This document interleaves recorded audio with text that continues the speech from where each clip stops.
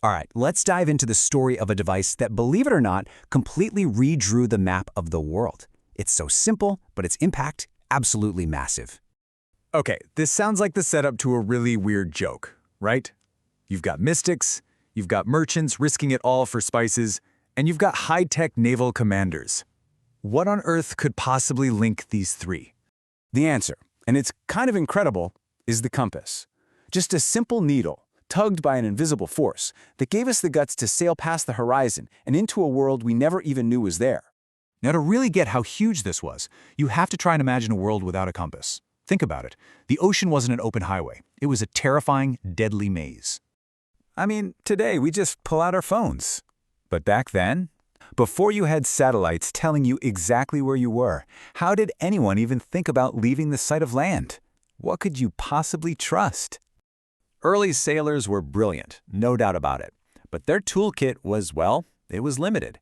They would literally hug the coastlines, which was slow and super dangerous. At night, they had the stars.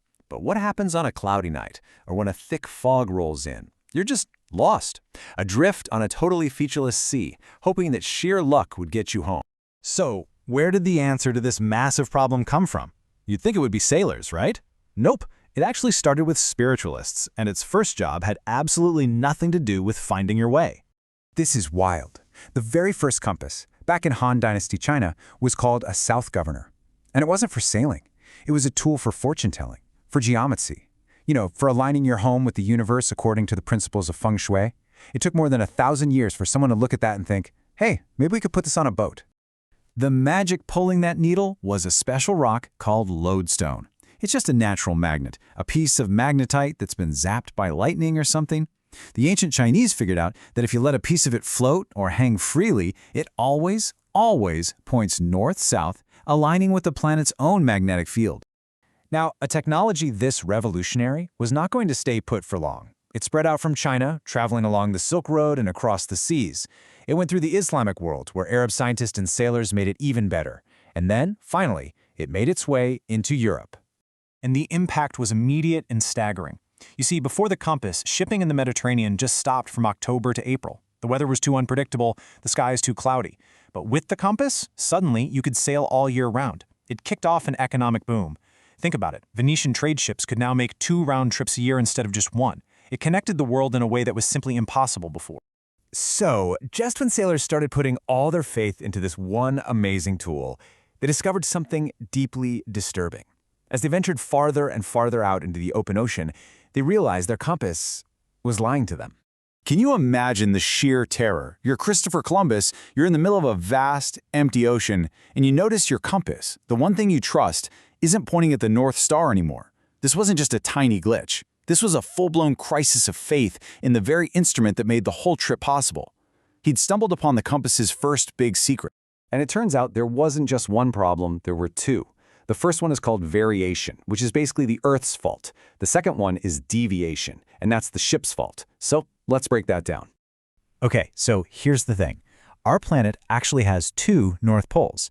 There's the geographic North Pole, the very top of the spinning globe, but then there's the magnetic North Pole, which is way over in Canada somewhere, and that's where the compass needle actually points. That angle between the two, that's variation, and it changes depending on where you are on Earth. Sailors eventually learned to chart and correct for variation. But then, in the 1800s, that second error, deviation, turned into a life-or-death crisis. Why? Because we stopped building ships out of wood and started building them out of massive amounts of iron. And compasses started going completely haywire. So here's what was happening. As workers were building these huge iron ships, all the hammering and riveting was actually magnetizing the hull, aligning the metal with the Earth's magnetic field. The ship itself became a giant floating magnet. And that massive magnetic field on the ship was totally overwhelming the Earth's weak field, pulling the compass needle all over the place. This was a huge problem. I mean, how are you supposed to navigate when you're literally sailing inside a giant magnet? The answer wasn't more magic. It was some really clever science and engineering. They came up with this whole process called compensating the compass. It was an art.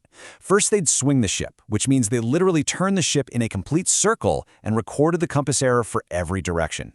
Then, they basically thought magnetism with more magnetism. They'd place special magnets and chunks of soft iron, like that Flinders bar and those two classic iron balls you see on either side of a compass, to cancel out the ship's field and create this little bubble of magnetic calm right where the compass sits. Now, fixing a magnetic compass was one thing, but it was complicated. As technology got better, people started asking an even bigger question. Wait a minute, what if we could just skip the magnets entirely? And the answer to that question was the gyrocompass. This thing, invented in 1908, is just an incredible piece of engineering. It uses a super fast spinning gyroscope. Now, thanks to some physics that I'm not even going to pretend to understand completely, the spinning disk holds its place in space while the Earth literally rotates underneath it. This forces the gyro's axis to line up with the Earth's axis. The bottom line? It points to true north, not magnetic north. No variation, no deviation. Just a perfect, true heading.